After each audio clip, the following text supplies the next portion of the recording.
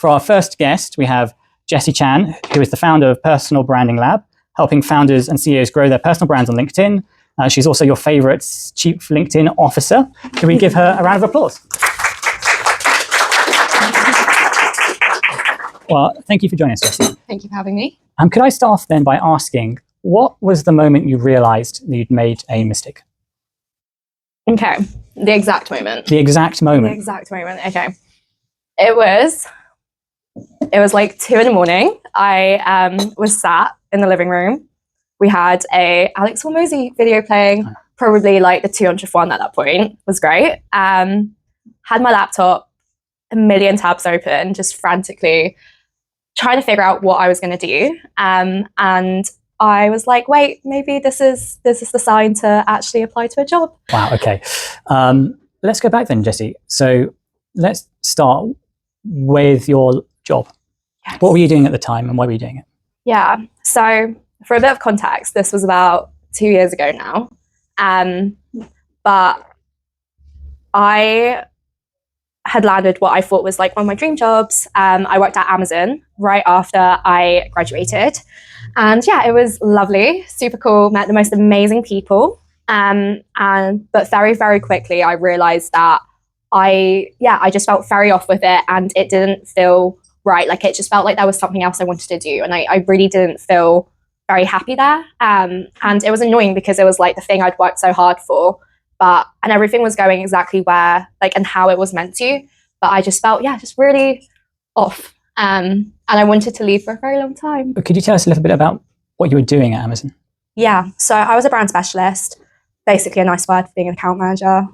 Really wasn't that fun. I was put in the toy section. So I was there like managing like Rubik's Cubes and like Paw Patrol. So definitely not the most fun and probably did not help in terms of my dissatisfaction. What happened? How did you leave?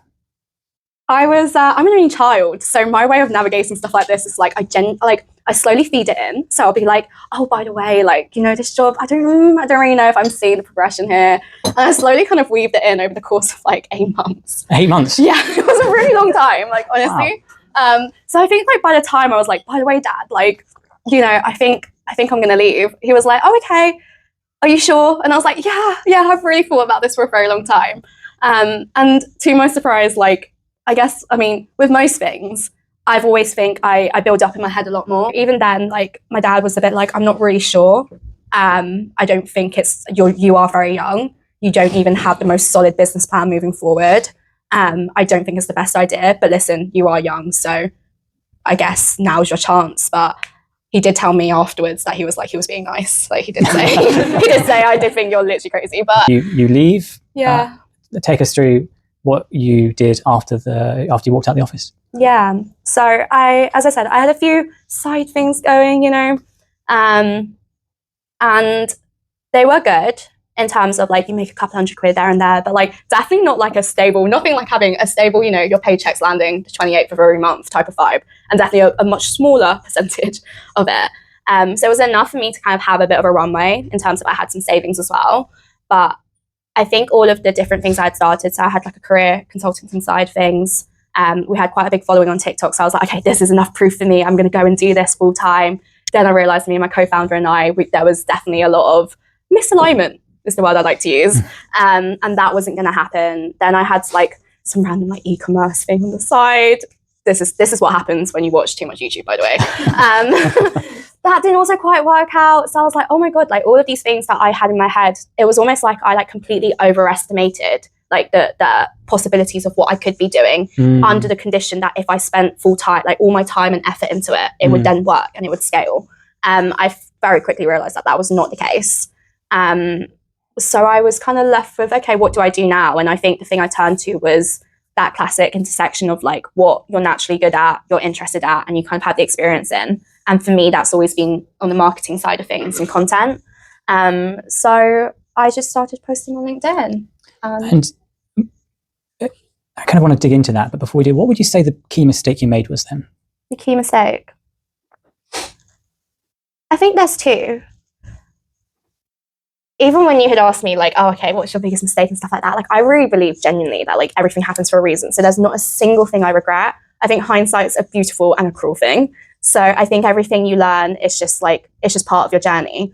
But I think looking back on it, I think one thing I really mistook was like having faith in something, whether it's in yourself, whether it's in like the journey, with just being delusional, to be honest, like flat out delusional, like you didn't have a plan, right? And I think it's great to have like this self-confidence and whatever you want to call it. But the truth is like every decision you make, there's going to be a trade-off, right? And the only thing you can control in that is minimizing the risk you're taking, right? So if you are looking to take that next big leap, it's like stack up the proof, like proof in the idea, proof in the business, proof that you can do it, proof to whatever it is that you are minimizing, like you are increasing the odds of you making that work. And I think for me, I was just so far on the deluded side, but calling it faith in myself. But it did work out, but it took a much longer up and down route for it to. Because the truth is, like, I just started posting on LinkedIn and I built a business out of it. I could have done that whilst I was at Amazon. Like, I didn't need to make this bold risk of doing that. And I'm very lucky that I'm not like, I didn't have like a mortgage or like all these crazy bills that I had to worry about. So I had that freedom to explore and to take those risks. But really, I could have minimized that from the beginning. And I think, especially now with like tech, even if you are looking to build a startup, there are so many ways of like actually finding like product market fit before even putting really any money into it. So it's like there are so many ways where you can really like break it down as like, yeah, what is the easiest like route with the least friction for me to do it? And I really just didn't do that. I think I acted a lot on emotion. But to be honest, I think the biggest lesson for me, and this also has come from some life coaching / therapy, was I think most of us just end up like chasing all these things, and then somewhere along the line you mistake these things for that element of purpose. For the longest time, whenever anyone asked me like, oh, like what's your why, that big old question, my answer would always be my parents, and I genuinely believe that. It was always because I felt like they gave everything for me, so I wanted to do that for them. And it wasn't until one of the coaches I had was like, yeah, but I don't believe you, like why? And I was like, what do you mean? Like, I genuinely was almost like offended. I was like, what do you mean you're questioning like my purpose being my parents? And he was like to me like, okay, but why are you doing it for your parents? And I was like, well, I don't know, like I want to do it for them. Like, you know, it's love. It's because, you know, they've given me everything. And I was like, yeah, but why? And I think I realized that actually all these things I was doing was not to gain their love, but to prove that like, yeah, I am doing these things. And it was kind of what they would be proud of me for. And I think when you go down that route of constantly chasing these things and then expecting that this will solve your problem, you're always going to be on like this hedonic treadmill where you're just chasing and chasing and chasing. And I think the last couple of years has made me realize like you do need to do something genuinely for yourself that you love, because I think you always burn out when you're doing something without understanding truly why you're doing it, and it's important enough of a mission for you to do it. It seems it's really, your voice is almost cracking. Like, this is great, isn't it? Yeah. Well, one last question then. So you started posting on LinkedIn. When did you realize something was working? Very quickly, actually. Yeah, this bit wasn't as much of a trial and tribulation. I just started posting. I have quite a good understanding of content. Before this, we had a career consulting agency type thing, and that was like 70K on TikTok. So I understand content quite well. I've always worked in like kind of marketing stuff. Classic. But yeah, it worked quite well. I grew on LinkedIn quite quickly, so I realized that there was a market for it. I also realized that actually it was probably the easiest platform to grow a following on, because to be honest, the like bar was so low for content. And then I realized, oh wait, like loads of people could probably use some help here. And that's how I found, that perfect product market fit for me. It was nothing crazy. I didn't go into leaving Amazon thinking I would do it. It just fell into place almost. Amazing. Well, can we give Jessie a round of applause? Thank you.